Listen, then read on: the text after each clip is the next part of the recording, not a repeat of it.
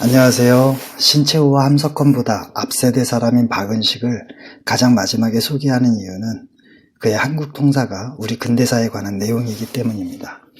그의 젖을 이유는 한국의 형체는 허물어졌지만 정신만이라도 오로지 남아있을 수 없을까 하는 서론과 우리 동포들이 다행히 국혼이 존재한다는 사실을 알기 바라며 절대로 이를 저버리지 않기를 간절히 바랄 뿐이라는 결론에서 분명히 알 수 있죠. 미안함과 안타까움과 희망의 끈을 놓지 않으려는 마음에서입니다. 학창시절 역시 역사 시간에도 겪었던 괴로움이지만 우리 근대의 사회는 쉽게 이해되지 않는 한자어가 난무합니다. 그래서 최대한 설명을 곁들였는데 도움이 되었는지는 모르겠군요. 장별로 보충할 부분만 건드려 보겠습니다. 1장에서 호는 정신 즉 상부구조이고 백은 육체 즉 하부구조라는 문장이 있고 2장에서는 성리학과 양명학이 등장하죠. 23회에서 언급했듯이 예로부터 사람은 보통 크게 영, 혼, 육 세 부분으로 이루어져 있다고 생각해 왔습니다. 영과 육을 좌우 극단에 위치시킨다면 그 사이가 두뇌라는 육에서 창발했지만 영에도 한 발을 걸치고 있는 의식이자 정신이고 어리자 넋인 혼이라고 할 수 있죠.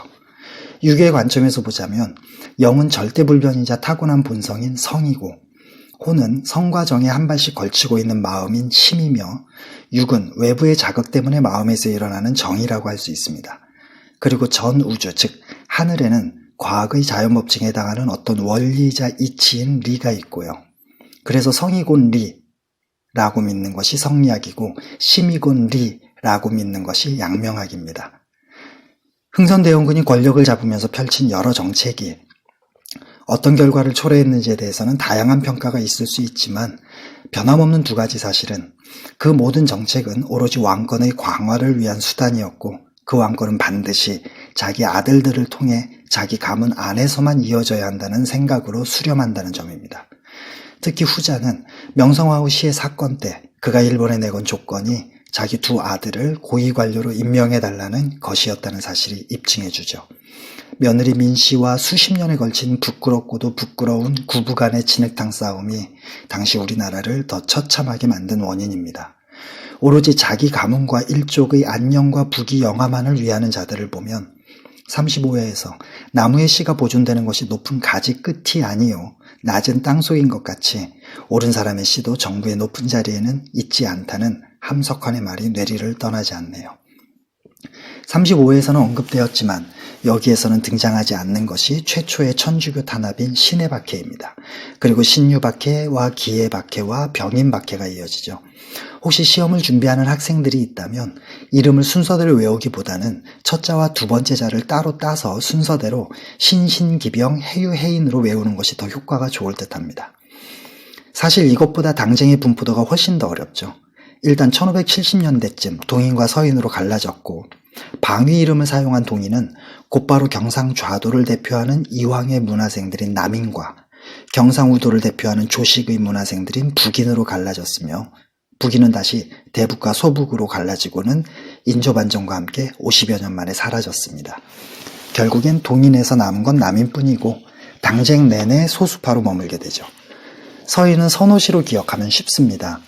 서인은 동인과 갈라진 지 100여 년 후인 1680년대쯤에야 노론과 소론으로 나뉘는데 이름 그대로 노론은 나이 지긋하고 힘있는 다수였고 소론은 젊고 힘없는 소수였죠.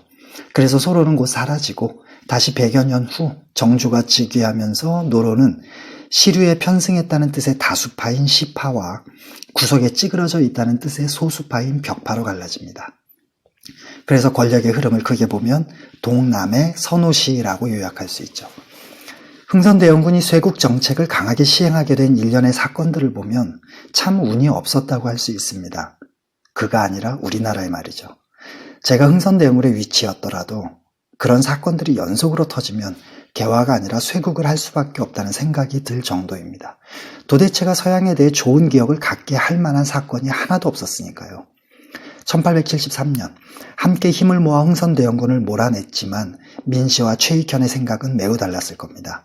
민씨는 그저 자기와 일족의 권력을 위해서였지만 최익현은 나라를 사랑하는 마음에서였으니까요. 그 최후를 보면 알 수 있죠. 현대 해석 대부분은 내가 조선의 국모다라며 당당한 최후를 맞이했다고 묘사되지만 양녀로 받아들인 일본 여자아이에게 목숨을 구걸했다는 주장도 있는데 민 씨의 생활 태도나 삶의 방식을 보면 후자가 더 설득력 있어 보입니다. 반대로 최익현은 을사늑약 이후 의병으로 활동하다가 체포되어 대마도로 끌려가서는 일본의 것이라며 일절 음식을 입에 대지 않고 굶어 죽었죠. 그러나 안타까운 점은 35에서 이승만을 언급하며 살펴본 것처럼 의도만 가지고는 삶과 역사의 길 위에 당당히 설 수 없다는 사실입니다. 최익현의 의도는 일절 의심하지 않으나 시대를 보는 안목과 새로운 것을 대하는 태도에서는 진한 아쉬움이 있죠. 그렇다고 최익현이나 위정척사 운동을 벌였던 이들과는 반대로 새로운 것이라고 맹목적으로 덥석무로 삼킬 수도 없는 노릇입니다. 그럴 경우에 비극은 수신사들을 보면 알 수 있죠. 그들은 자신들을 극진히 대접하면서 뒤로는 그들을 꼭두각시로 만들려고 그들이 사지에 단단히 실을 꿰던 일본의 속셈을 전혀 몰랐고 의심조차 하지 않았습니다. 수신사 출신 개화파들은 일본처럼 단번에 급진적인 개혁을 통해 우리나라의 근대화를 이루려 했죠. 일본의 선례가 있으니 애초에 불가능한 꿈도 아니었습니다. 그러나 하부 구조가 달랐죠. 일본의 정계는 상명하복이 뼛속까지 박힌 무사들이 일사불란하게 움직이고 있었던 데 반해 우리는 행동과 복종은 없이 말만 번지르르한 글쟁이들이 정계를 잡고 있었던 동시에 좋게 보면 다양성이 넘쳤고 나쁘게 보면 오로지 자기만 잘났다는 오합지졸들이었으니까요. 게다가 일본 국민은 국가적인 성공을 수없이 맛보았던 탓에 국가와 정책에 대한 신뢰가 있었지만 우리 민족은 늘 싸우다가 전쟁이 나면 앞다퉈 도망가고 항복하는 모습만 봐왔던 탓에 국가와 정책에 대한 신뢰에 시옷자도 없었죠. 그리고 가장 큰 잘못은 대등하거나 약간 모자란 상태에서 외부의 힘을 빌려도 힘든 판에 갑신정변이나 갑오개혁 모두 외부에 100% 의존한 상태에서 일을 벌였다는 점입니다. 개인이나 국가나 자기에게 이익이 되지 않는 일에는 도움을 주지 않습니다. 신라가 삼국을 통일할 때 당나라가 어떤 마음으로 신라를 도왔는지만 봐도 알 수 있죠. 모든 조직에 있어서 외부의 힘에 의존한 권력과 권세는 바람 앞에 등불일 뿐입니다. 개인적으로는 운동보다는 혁명을 사용하고 싶지만 박은식의 표현을 그대로 따랐습니다. 사실 동학은 사람인 당신이 하늘이라는 인권과 자유와 평등 그리고 민주주의의 근본이라고 할 수 있는 인내천 한 단어로 요약할 수 있죠. 여기에서 하늘의 마음을 알고 싶으면 사람의 마음을 보면 된다는 천심 즉 인심이 나오는 거고요. 무지하던 7세기 중반의 우리 백성에게 불교의 진리는 너무 어려웠습니다. 방법은 둘 중 하나였죠. 그들을 무식하다며 철저히 소외시키든가 아니면 진리의 끝자락이라도 잡게 도와주든가. 원효대사는 후자를 택했고 산스크리트어를 음역한 나무아비탑을 관세음보살이라는 11자의 주문을 전해줬습니다. 괜스레 고통 속에서 헤매지 말고 자기를 찾는 모든 이들을 구원해 자기가 다스리는 천국으로 이끄는 아미타불과 현실에서의 고통과 눈물을 어루만져주는 자비로운 관세음보살 두 분에게 돌아가 의지하자 또는 두 분만 생각하며 살자는 뜻이죠. 사실 주문의 뜻은 전혀 몰라도 됩니다. 주문의 힘은 반복과 그에 따른 정신집중 그리고 그렇게 함으로써 갖게 되는 희망이 있으니까요. 2000년 전 예수가 가르쳐준 주기도문 역시 일종의 주문인 셈이고요. 동학의 창시자 수은 최재우의 마음이 원효대사의 마음이었습니다. 그래서 최재우는 21자의 주문을 알려주며 그것만 늘 외워도 충분하다고 말했죠. 과연 그럴까요? 정확히 말하자면 절대 충분하지 않습니다. 하지만 백성들의 수준에서 말하자면 충분하다는 거죠. 지극한 하늘의 기운에 지금 내가 이르려 하니 바라건대 산봉우리처럼 큰 성취 이루게 하소서라는 8자는 주문을 본격적으로 외우기 직전 숨을 크게 들이마시는 들숨에 해당합니다. 그리고 이어지는 13자는 하느님을 내 안에 모시니 비로소 내 마음 흔들림 없이 하나로 정해지고 죽는 순간까지도 언제나 잊지 않으려 하니 모든 일의 인과관계를 깨닫게 되네입니다. 그러나 이런 주문만으로는 뭔가 허전했습니다. 이스라엘 백성들이 그렇게 하나님에게 얻어 터지면서도 끊임없이 우상을 만들고 예수에게도 쉴 새 없이 기적을 보여달라고 할 만큼 무지한 백성은 가시적이고 감각적인 뭔가를 원하기 마련이죠. 그래서 우주 만물은 하나로 연결되어 있음을 활처럼 휘어진 둥근 모습으로 형상화한 글자 궁궁을을 쓴 부적을 태워서 물에 타 마시면 건강하게 살 수 있다고도 한 겁니다. 여기에서 더 나아가 무병장수하며 부적만 가지고 다니면 총에 맞아도 죽지 않는다는 건 우리나라에 들어온 어떤 종교든 겪게 마련인 기복신앙과 무속신앙으로 인해 오염된 부분이고요. 땅콩만한 몸집 때문에 녹두장군이라 불렸던 전봉준과 관련된 것이 세야세야 파랑새야로 시작하는 민요입니다. 파랑새는 청나라 군대를 뜻하지만 당시 일본군도 푸른색이 도는 군복을 입었다고 하니 청나라와 일본 모두를 상징하죠. 그들에게 녹두밭에 앉지 마라고 예언합니다. 만약 그로 인해 녹두꽃이 떨어지면, 그러니까 전봉준이 죽거나 동학농민운동이 실패하게 되면 청포장수가 슬픔에 젖기 때문이죠. 청포는 녹두로 쓴 묵을 말합니다. 그래서 청포장수는 유일한 희망이자 유일하게 의지할 곳인 전봉준과 동학농민운동이 성공하기를 진심으로 바라는 일반 백성을 의미합니다. 우리 논에 우리 밭에 앉지 마라는 건 우리나라로 쳐들어와 우리나라를 엉망으로 만들지 말라는 것이고, 그래서 윗역새는 위로 가고 아랫역새는 아래로 가라고, 그러니까 청나라와 일본 각자의 나라로 돌아가라고 말하죠. 한글 맞춤법 검사기는 을미사변을 입력하면 명성황 후 시해 사건으로 고치라고 지시하지만 그러기가 싫습니다. 민씨는 권력의 정점에 앉아있던 동안 해만 끼쳤지 우리나라와 우리 백성을 위해 한 일이 전혀 없기 때문이고, 고종이 대한제국을 선포하고 스스로 황제라 칭하기 2년 전이니 실제로 황후도 아니었기 때문이죠. 시정잡배나 할 수 있음 직한 짓을 한 나라의 국모에게 저질렀다는, 조선을 동등한 하나의 국가로 인정하지 않고 견무시했다는 사실 때문에 개인적으로도 을미사변에 분노하는 것이지 민씨의 죽음이 안타깝고 슬퍼서는 절대 아닙니다. 을미사변 이후 아관 파천까지 하는 고종, 능력이 안 되는 사람이 능력 이상의 자리에 앉아있다는 건 참 어려운 일인 것 같습니다. 그간에 무슨 일이 있었든 50세 가까이 된 사람이 아버지의 임종에도 장례에도 참석하지 않은 건 모든 핑계와 원망을 아버지에게 돌리는 치기 어린 행동으로 밖에는 보이지 않고요. 서재필의 이력을 보면 파란만장이라고밖에 표현할 말이 없습니다.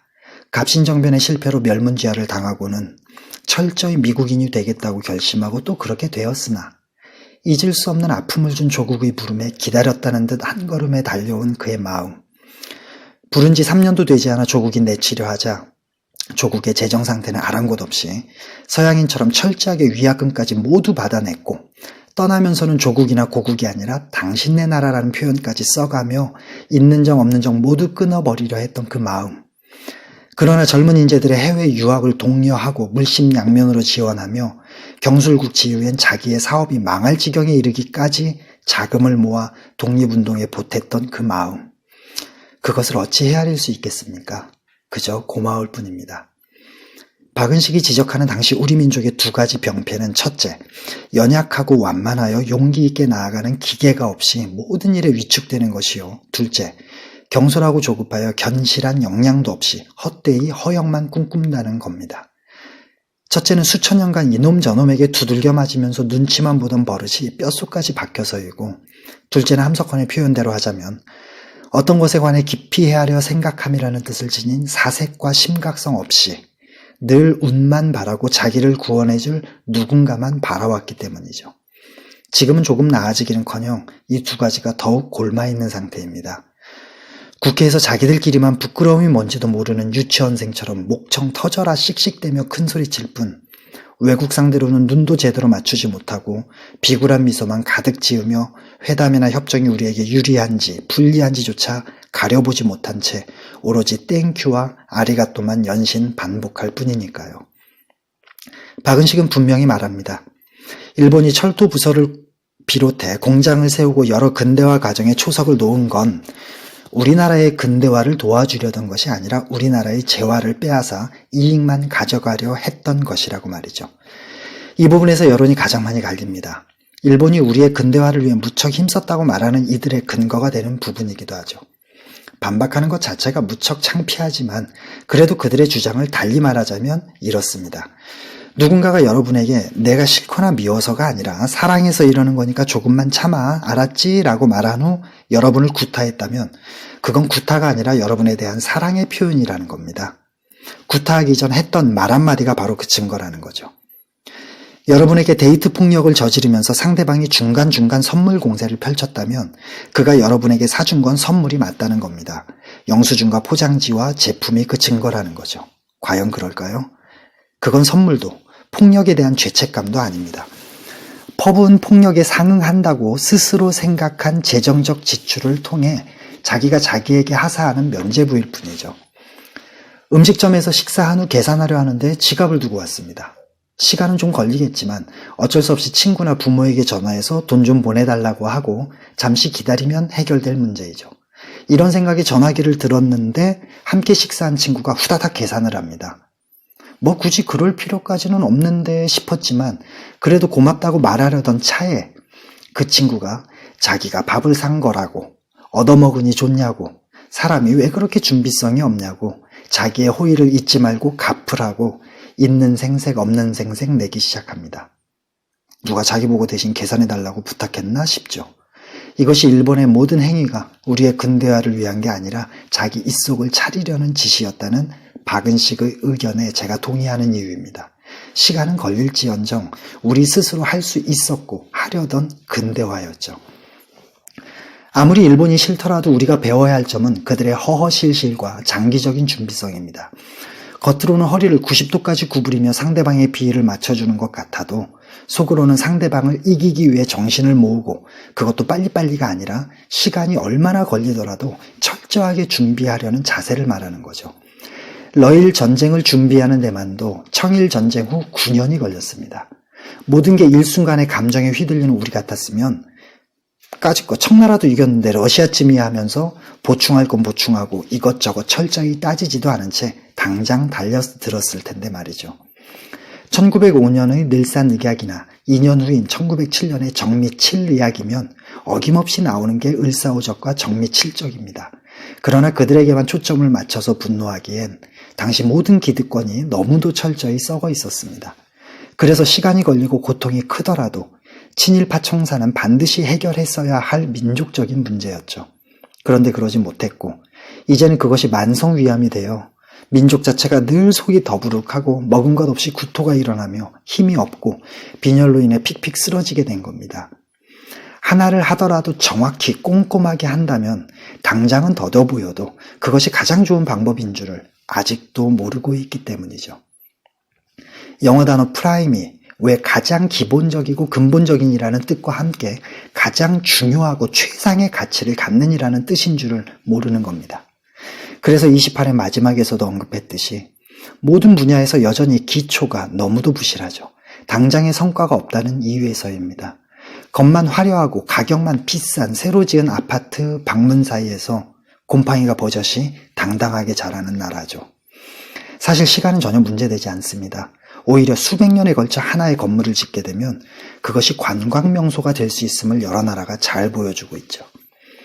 고종의 상황 파악 능력은 을사늑약 후에야 일본의 의도를 깨달을 정도로 너무나 형편없었고 깨달았다 해도 한규설의 등 뒤로 숨을 만큼 그의 그릇은 참 작았습니다.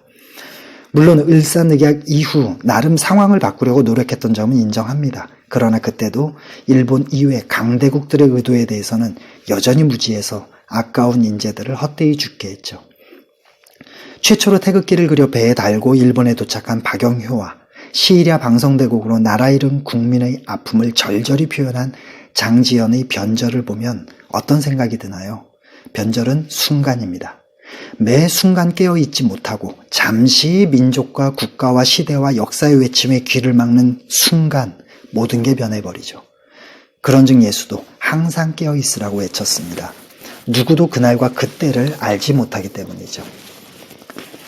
이제 역사는 일단 여기에서 마치고 2020년 새해를 맞이하는 다음 시간부터는 우리가 지금 현재 어떤 사회와 시대 속에서 살고 있는지 현대 사회를 진단해보는 것에서 시작해서 우리의 몸과 마음의 기원을 낱낱이 파헤쳐 볼 계획입니다. 고생하셨습니다. 다음 시간에 뵙죠.